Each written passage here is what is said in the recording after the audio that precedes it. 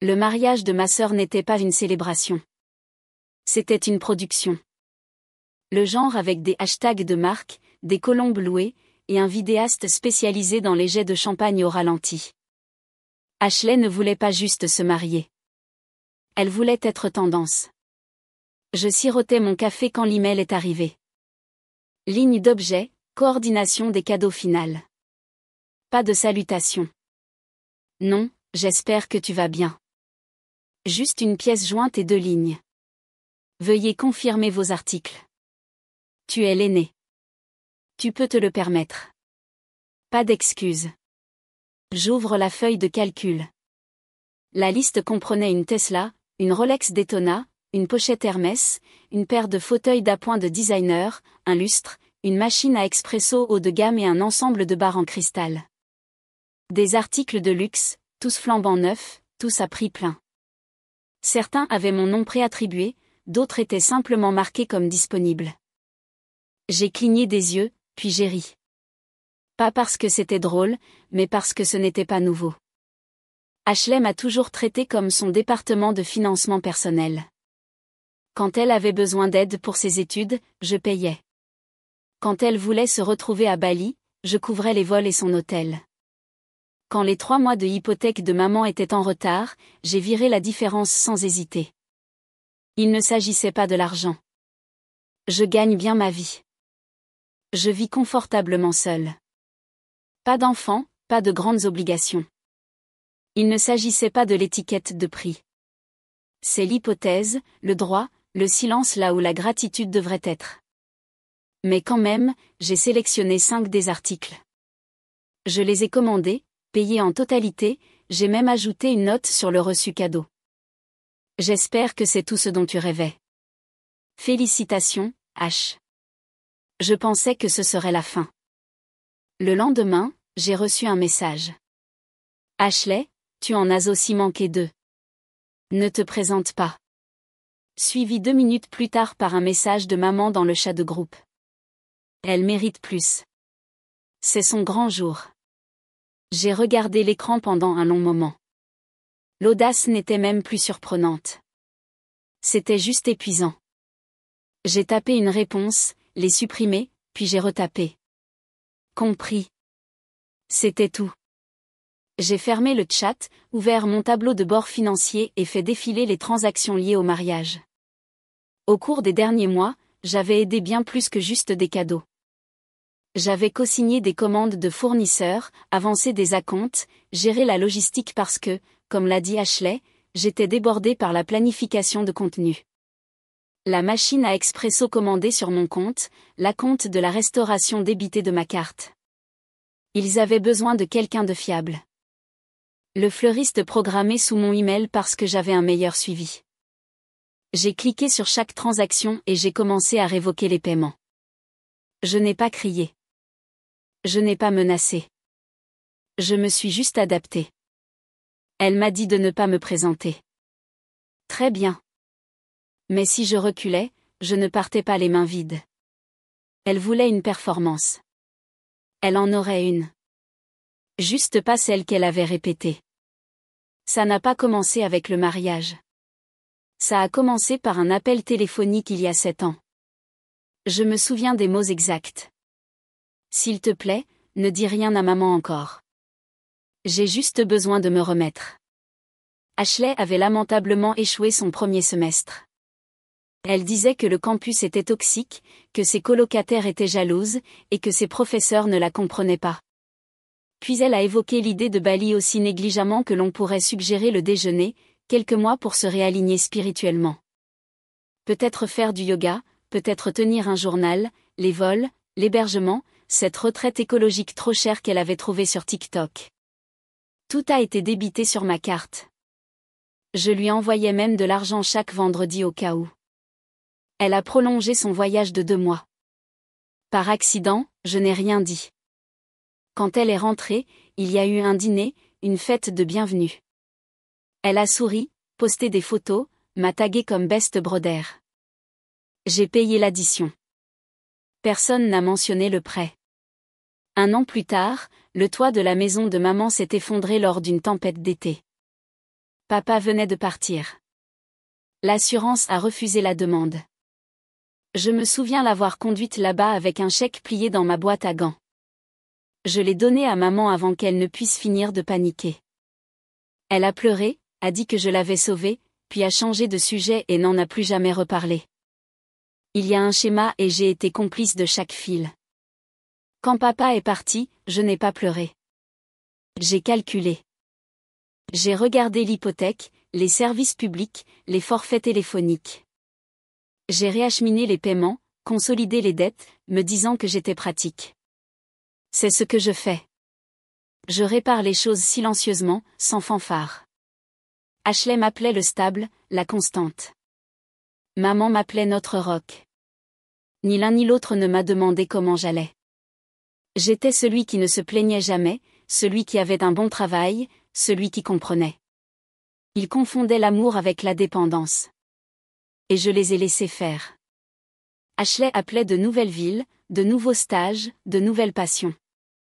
Une fois, c'était le marketing numérique, puis la biologie marine, puis une start-up qu'elle a cofondée et qui a duré 6 semaines. Je lui envoyais de l'argent sans poser de questions. Je me disais que c'était plus facile que de discuter. Puis est venu le mariage. 2 mois avant la date, elle m'a envoyé un message. « Salut, je suis débordée. Peux-tu gérer quelques conversations avec les fournisseurs ? Tu es tellement meilleur pour avoir l'air professionnel. » J'ai dit « oui ». Je ne me suis pas contentée de les gérer. Je suis devenue le point de contact. J'ai avancé des acomptes, écrit des emails, coordonné les délais, tout cela au nom de l'aide. Il n'y a eu aucune mention de remboursement. Il n'y en a jamais. Puis est venue la liste. Une feuille de calcul de cet article intitulé Coordination des cadeaux. Tesla Model Y, Rolex Daytona, pochette Hermès, chaise Loï, machine Lamar Zaco, ensemble de barres Baccarat, un lustre designer à côté de mon nom. Article 1 à 5. Merci. Je les ai achetés non pas parce que je le voulais, non pas parce que j'étais d'accord, mais parce que dire non me semblait étranger, comme parler une langue que je n'avais jamais apprise. Le lendemain, elle m'a envoyé un message, « Tu en as manqué 2. Ne te présente pas. » J'ai regardé le message pendant un long moment. Puis est arrivé un nouveau message de maman dans le groupe familial. Elle mérite plus. C'est son grand jour. Je n'ai pas répondu immédiatement. Je me suis assis là, sur le bord de mon lit, en silence. Puis j'ai tapé, compris, et quelque chose en moi s'est brisé. Pas comme du verre, mais comme un silence qui se rompt dans une pièce où personne ne vous a remarqué comme présent. J'ai préparé de l'espresso, versé 2 tasses. Mike, mon meilleur ami depuis le lycée, était là. Il a vu mon visage avant que je ne dise quoi que ce soit. Ça va ? Elle m'a envoyé une facture pour son mariage. J'ai dit, comme une vraie facture, une feuille de calcul avec mon nom et cet article de luxe. Et toi ? J'en ai acheté 5. Mike a fait une pause, a remué son espresso, a dit, si tu étais une banque, il dirait au moins merci. Nous n'avons pas ri. Pas cette fois. Plus tard dans la soirée, j'ai ouvert mon ordinateur portable, j'ai ouvert le dossier des fournisseurs. Traiteurs, fleuristes, décorateurs, tout était encore impayé et au prix fort. Juste des acomptes. Soldes finaux marqués. Dû le jour du mariage. Je me suis souvenu d'autre chose. Le contrat de la salle. Elle me l'avait transmis il y a des semaines avec un simple. Tu peux jeter un œil ? Trop de gros mots. Il me listait comme co-signataire. Donc techniquement, il ne dépendait pas seulement de moi. Il comptait sur moi. Et maintenant, il me disait de ne pas venir. Il supposait que je me présenterais quand même, que j'utiliserais ma carte, que j'absorberais le stress comme toujours. Mais je ne venais pas. Et mon silence non plus. J'ai ouvert la liste de contacts, j'ai commencé à appeler tous les fournisseurs. Le matin du mariage est arrivé sans cérémonie. Pas de message, pas d'appel, juste le silence. Une sorte de silence qui bourdonne dans vos oreilles comme le moment juste avant le tonnerre. J'ai fait du café, je me suis assis sur mon balcon, j'ai regardé les nuages passer. Je n'avais dit à personne mes plans. Même pas à Mike. Il m'a juste lancé un regard hier soir et a dit, « Tu es sûr ?» J'ai hoché la tête. Il a hoché la tête en retour. 9 heures. Mon calendrier est plein. Mariage d'Ashley 13h30. J'ai souri, j'ai ouvert mon ordinateur portable, et j'ai commencé. D'abord, traiteur Lobel. Le fournisseur que j'avais prépayé 6 semaines auparavant parce qu'Ashley avait trop à faire. Objet, autorisation de paiement révoquée. Corps, avec effet immédiat, veuillez suspendre le service.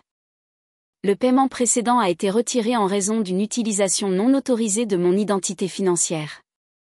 J'ai mis le coordinateur de l'événement en copie, puis je suis passé au fleuriste. Même message, capture d'écran différente. Cela a pris 15 minutes. 15 minutes pour défaire des mois de générosité aveugle. À 10 heures, j'étais de retour sur le balcon. Cappuccino à la main. Jazz en fond sonore. À 10h41, mon téléphone a vibré. Ashley, qu'as-tu fait ? Je n'ai pas répondu. 11h03. Un autre vibration. Maman, il y a un problème avec les crevettes. Le fleuriste dit qu'elle n'a jamais été payée. 11h06 Ashley, as-tu annulé des choses ? Es-tu folle ? Sais-tu à quoi cela nous fait ressembler ? J'ai ouvert le groupe de discussion, le même où ils m'ont dit que j'avais manqué 2 cadeaux et que je ne devais pas venir. J'ai répondu avec un seul mot. Compris ? Puis j'ai envoyé une capture d'écran des reçus de révocation un par un. Traiteur, fleuriste, location, barman. Il ne s'agissait jamais de détruire quoi que ce soit. Il s'agissait de récupérer ce qui était à moi. À 11h30, les invités ont commencé à arriver. Je n'étais pas là, mais je savais. Mike a envoyé une photo. Des chaises pliantes en plastique en cercle à l'extérieur de la salle. Pas de musique, pas de boisson de bienvenue. À 12h10, j'ai reçu un appel du coordinateur de mariage.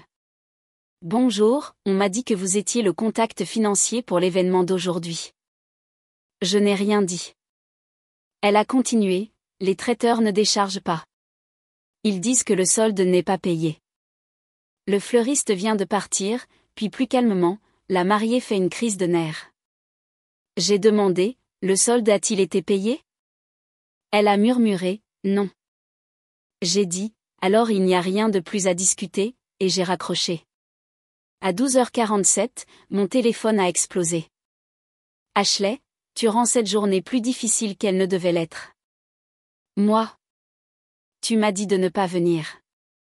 Ashley, pas comme ça. Moi. C'est moi qui ne viens pas. À 13h, les choses avaient escaladé. Les vidéos TikTok ont commencé. Une des invitées, une cousine que je n'avais pas vue depuis des années, a posté un clip d'Ashley criant sur un membre du personnel. La légende disait, la mariée dépassée alors que des problèmes de restauration surviennent pendant que grand-mère est assise dans la chaleur. 50 000 vues.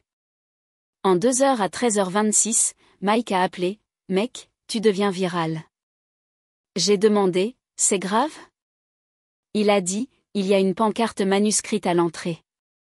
Les invités seront assis une fois le solde réglé. » Puis il a ajouté, « Ils servent des cupcakes de station-service. » Et quelqu'un a apporté sa propre bière. Il essayait de ne pas rire.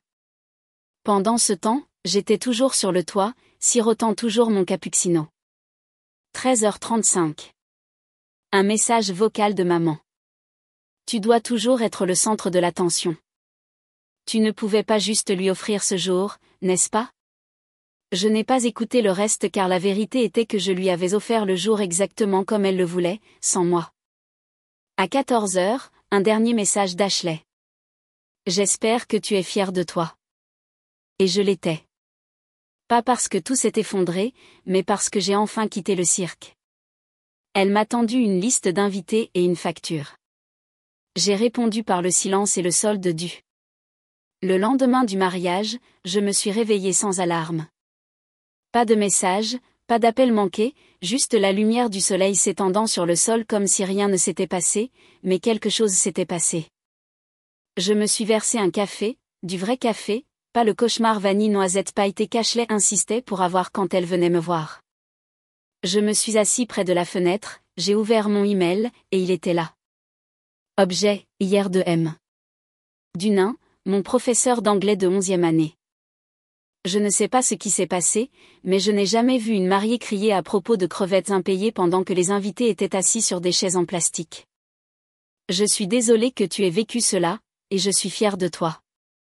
Je ne savais même pas qu'il était invité. Un deuxième email est arrivé de David, un cousin à qui je n'avais pas parlé depuis 4 ans. Mec, ils ont remplacé le steak par des sliders, des fourchettes en plastique, et Ashley a crié après le violoniste. As-tu vraiment tout annulé? Pas d'émoji, pas de LOL, juste ça. J'ai pris une profonde inspiration, j'ai ouvert Instagram. Une poignée d'invités avaient posté des photos filtrées, très rapprochées, éclairage tamisé, pas de plan large de la salle. Un post se démarquait. Un cours réel de l'assistant du photographe, non destiné à être rendu public. C'était brut, chaotique, honnête. Le clip montrait la table des cadeaux ou ce qui était censé être une table des cadeaux, une table pliante, 2 boîtes, dont une déjà à moitié ouverte. La légende disait, le coin des remerciements, puis la voix d'Ashley en arrière-plan. C'est inacceptable. Où sont les autres? Où est l'ensemble de Barbaccara, les chaises, les sacs? Son nouveau mari tenait son téléphone à son oreille, chuchotant agressivement. Une femme avec un casque, probablement la coordinatrice, n'arrêtait pas de dire « ce n'était pas l'accord ». Nous avions un acompte. Puis le silence. Coupe au noir. Pas de musique. Pas de surimpression. Juste la vraie vie. J'ai fermé Instagram. Quelques minutes plus tard, mon téléphone a vibré. Ashley. Juste son nom. Pas de prévisualisation du message. Juste son nom. Comme s'il avait du poids. J'ai hésité, les décrocher. Tu m'as mis dans une position impossible, dit-elle, sans même attendre une salutation. Je me suis levée, j'ai marché jusqu'au balcon, j'ai regardé la ville tranquille. C'est ça que c'est? J'ai demandé. Humiliation, pas une leçon. Elle a expiré brusquement. Tu ne comprends pas. C'était notre journée. Tu avais un seul travail, me soutenir. Je me suis mordu l'intérieur de la joue. Non, j'ai dit, tu avais un seul travail, aimer ton frère, pas lui envoyer une facture. Elle s'est tue. Puis j'ai dit, je t'ai dit de ne pas venir. Tu n'es pas venu. Mais tu n'avais pas à nous saboter. Je n'ai pas répondu à ça. Elle a continué, maintenant, les gens parlent. Maman a pleuré toute la nuit. La coordinatrice pourrait poursuivre. Je ne peux même pas poster le réel pour lequel j'ai payé $3000 parce que la salle ressemblait à un bal de promo raté. Ce n'est pas ma faute, j'ai dit. Calme, contrôlé. C'est la faute de ton budget. Elle a raccroché. 1 heure plus tard, un message vocal est arrivé. Maman, je l'ai mis sur haut-parleur. Tu aurais pu simplement l'accepter. C'était un jour, et tu as dû en faire une affaire personnelle. C'est ta sœur. Tu étais censé lui donner tout. Elle aurait fait pareil. Cette dernière partie m'a fait rire. Ashley aurait fait pareil. Ashley n'avait jamais rien fait pour moi. Pas de carte d'anniversaire, pas de visite à l'hôpital, même pas un maudit café quand j'ai eu une chirurgie et que je ne pouvais pas marcher. Tout avait toujours coulé dans un seul sens, de moi à eux. Et maintenant que le robinet était fermé, ils étaient choqués. J'ai pensé à répondre, à rappeler à maman comment j'avais remboursé le prêt de sa voiture quand elle avait perdu son emploi. Comment j'avais couvert le loyer d'Ashley pendant 2 ans. Comment j'avais dit oui tellement de fois que j'avais oublié ce que non signifiait. Mais je ne l'ai pas fait. J'ai juste archivé le message vocal. Puis mon téléphone a sonné à nouveau. Cette fois, l'identification de l'appelant m'a fait hésiter. Papa Pas maman et papa, juste lui. Nous n'avions pas beaucoup parlé depuis le divorce. Il avait déménagé en Arizona, s'était remarié, s'était mis à la randonnée. Nous parlions une fois par an, peut-être. J'ai décroché. Allô? Il s'est raclé la gorge. Salut, tu as une minute. Bien sûr. J'ai entendu ce qui s'est passé. Il a dit, ta mère a été vocale. Je n'ai pas répondu. Je n'appelle pas pour réparer quoi que ce soit, a-t-il ajouté. Je voulais juste dire qu'il était temps que quelqu'un se dresse. J'ai cligné des yeux. Quoi? Tu les as toujours portés, dit-il. Et je les laissé faire. Je n'aurais pas dû, mais je suis fière de toi. J'ai avalé difficilement. Le silence s'est étiré. Merci, j'ai finalement dit. Cela signifie plus que tu ne le penses. Nous n'avons pas parlé longtemps après ça. Juste assez. Quand j'ai raccroché, j'ai ouvert le groupe de discussion.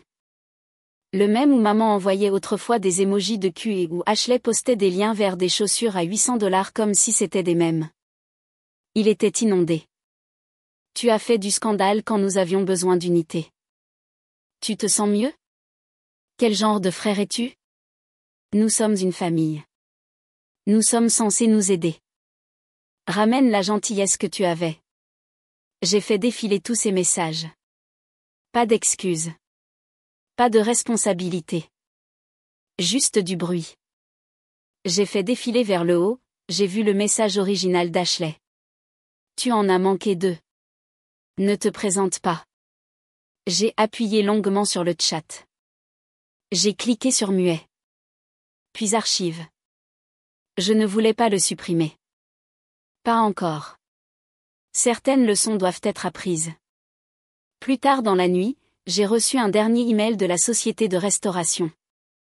Un reçu. Ajustement final. Contrat annulé par le contact principal. Remboursement traité. Solde impayé. Veuillez nous informer si une communication supplémentaire est nécessaire. J'ai regardé la ligne. Contact principal. Il me rencontrait. C'était le problème depuis le début. Ils pensaient tous que j'étais le contact principal, le fournisseur, le tampon, la banque. Mais plus maintenant.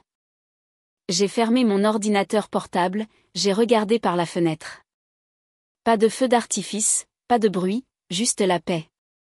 3 semaines plus tard, une enveloppe s'est glissée dans ma boîte aux lettres avec des paillettes sur le seau et une légère odeur de quelque chose de cher et d'inutile. Probablement le même parfum qu'Ashley avait vaporisé sur les invitations de mariage. Je savais déjà ce que c'était avant même de l'ouvrir. À l'intérieur, une carte postale de remerciement pour votre présence. Police personnalisée dorée, une photo filtrée d'Ashley et de son mari en pleine rotation sur une piste de danse à peine éclairée. Les bords flous pour cacher les chaises en plastique, les arrangements floraux manquants, le chaos qui a suivi. Sous l'image, imprimé en cursif. Merci d'avoir fait partie de notre journée spéciale. Nous espérons vous revoir bientôt. J'ai regardé en bas. Il y avait une liste de noms, un long rouleau d'invités et de membres de la famille. Mon nom n'y figurait pas. Il y avait juste un espace blanc littéral entre deux noms, comme si quelqu'un avait appuyé sur supprimer et était passé à autre chose. J'ai regardé cela pendant un moment, puis j'ai ri fort. Le genre de rire qui s'installe dans votre poitrine pendant des semaines en attendant d'être secoué. Ils m'ont effacé. Pas même par rancune. Par habitude. Comme si je n'avais jamais été là. Comme si je n'avais pas payé pour la nourriture qu'ils ont essayé de servir, les chaises qui ne sont jamais arrivées, les acomptes, les faveurs, les renflouements silencieux. Comme si je n'avais pas soutenu cette famille pendant une décennie. Ils ont remplacé ma présence par de l'espace blanc.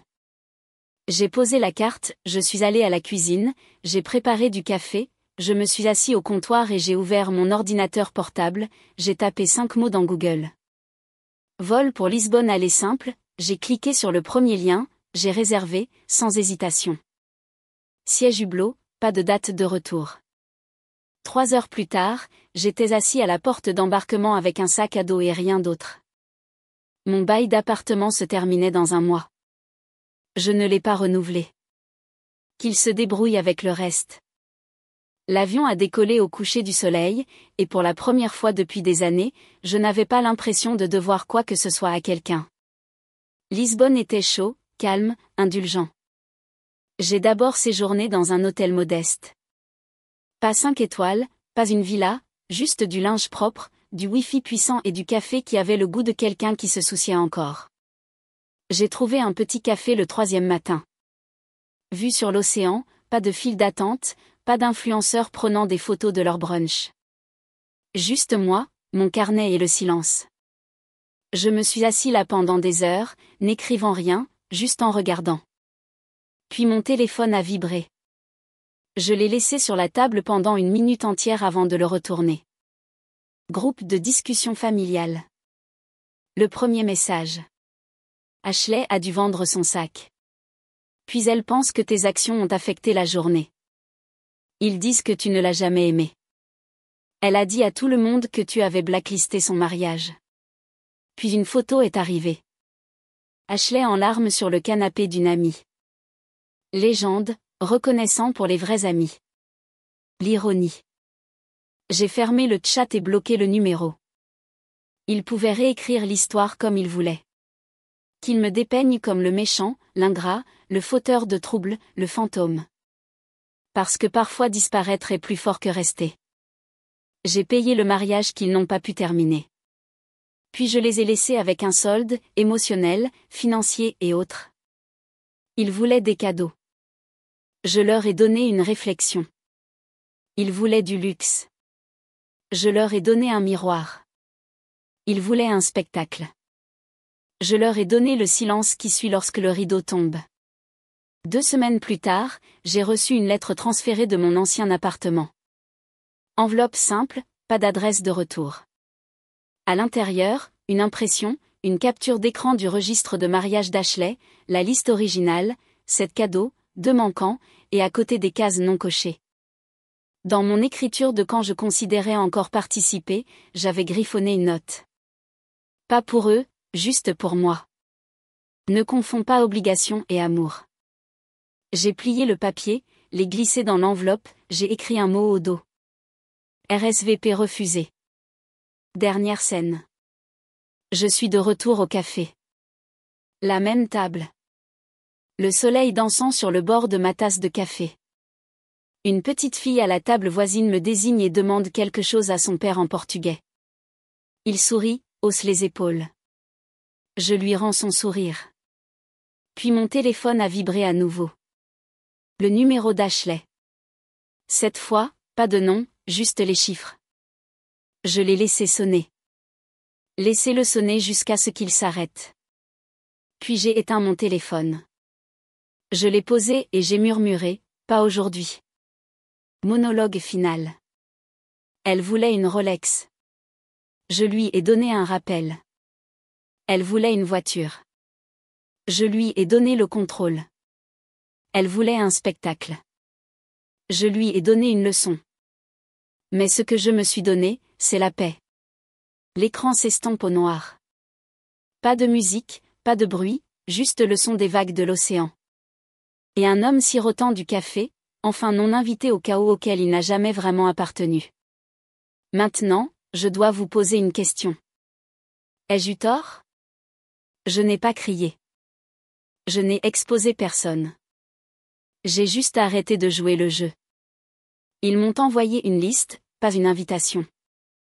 Ils ont clairement indiqué que j'étais un portefeuille, pas un frère. Alors j'ai répondu, compris. Et je le pensais vraiment. Auriez-vous fait de même? Auriez-vous quand même montré votre sourire, prétendant que tout allait bien? Ou auriez-vous tracé une ligne? Soyez honnête. Parce que je me le demande, était-ce de la force ou juste finalement abandonné?